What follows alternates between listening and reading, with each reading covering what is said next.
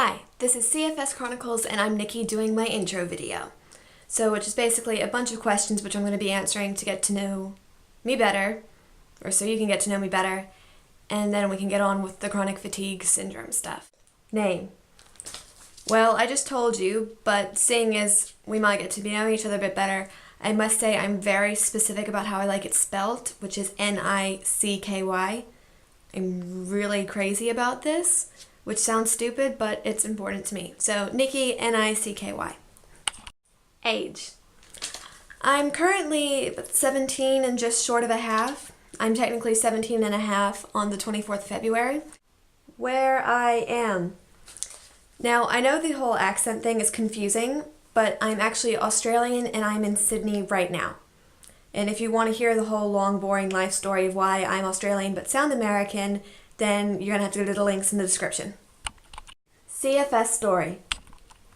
For those of you who don't know and have just stumbled upon this video or this channel, CFS stands for chronic fatigue syndrome. So you're just tired all the time?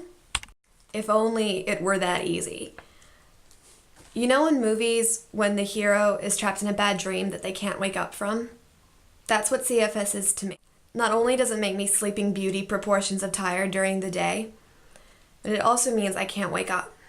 The cause of my CFS is this genetic condition that I was born with, called Ehlers-Danlos syndrome, herein referred to as EDS. And the EDS means that I have severe chronic pain. The chronic fatigue syndrome means that I'm awake enough to feel the pain, but not awake enough to get up and move and make it go away. So if you've seen Harry Potter and the Half-Blood Prince, you'll remember that scene on the train at the start, where Draco Malfoy uses the Petrificus Totalis body-binding curse on Harry and then promptly kicks him in the face. Think of me as Harry in that, and my CFS as Draco Malfoy.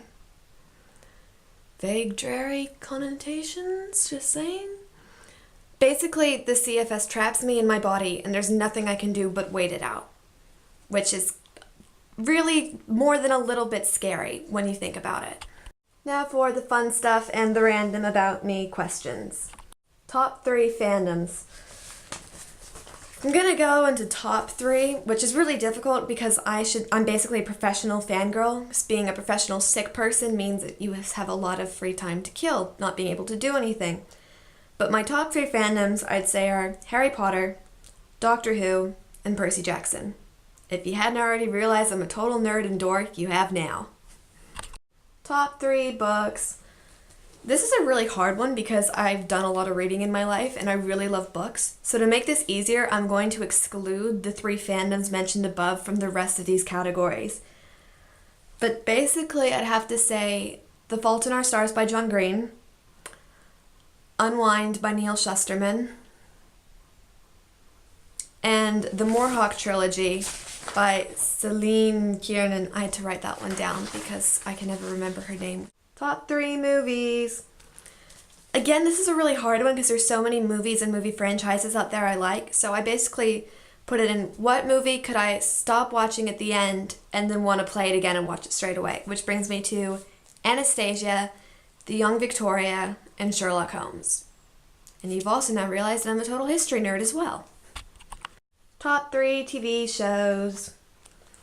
So again, excluding fandoms mentioned earlier, I would have to say my 3 favorite TV shows are Avatar: The Last Airbender, Castle, and pretty much any design show by Sarah Richardson because I literally want to fly her out here to redo my entire house.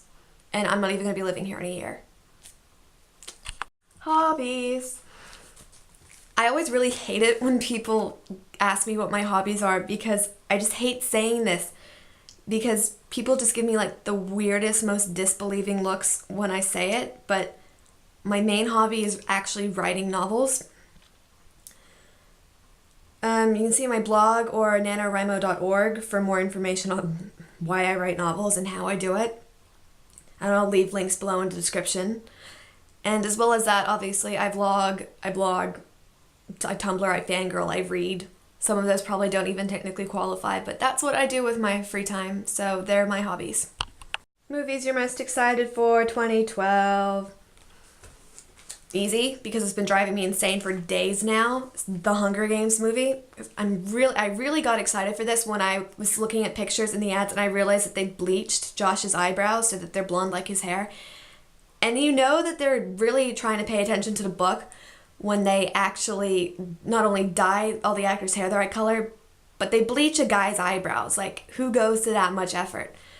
And then just looking at the promos and the way that the actors are talking about it, it looks like it's going to be a really faithful adaptation of the book, and it looks like they've really not bought into this whole Hollywood, let's take the basic idea of a novel and then twist and warp it until it's nothing like the novel. Percy Jackson. And I don't know if it's coming out this year, but Perks of Being a Wallflower, I'm really excited for that because I thought the book was really good. And Emma Watson and Logan Lerman, who are like two of my favorite actors, so I was gonna see it even if I didn't like the book. Zombies or unicorns? Zombie unicorns.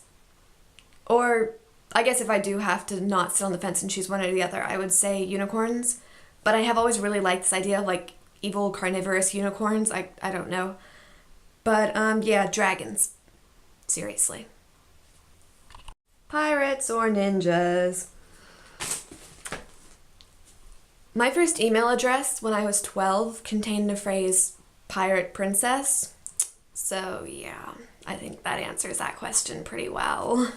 In conclusion, so below in the description I'm going to leave links to my personal channel, blog, Tumblr, and NaNoWriMo.org. And yeah, until next time, good luck and good sleeping.